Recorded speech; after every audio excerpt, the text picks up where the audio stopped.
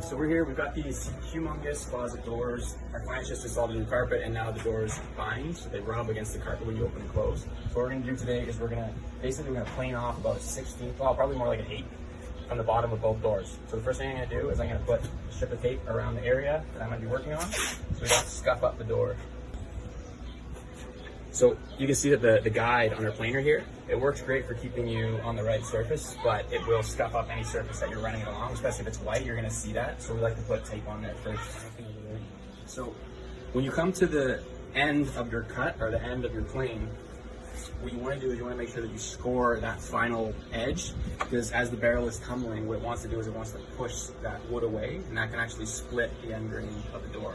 And that's not a fun thing to patch. So we're gonna score that before we start planing.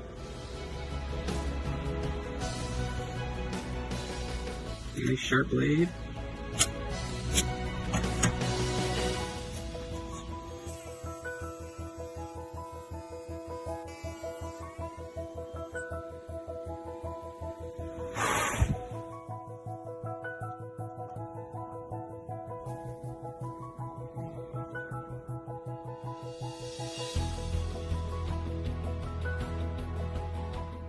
Not a care in the world.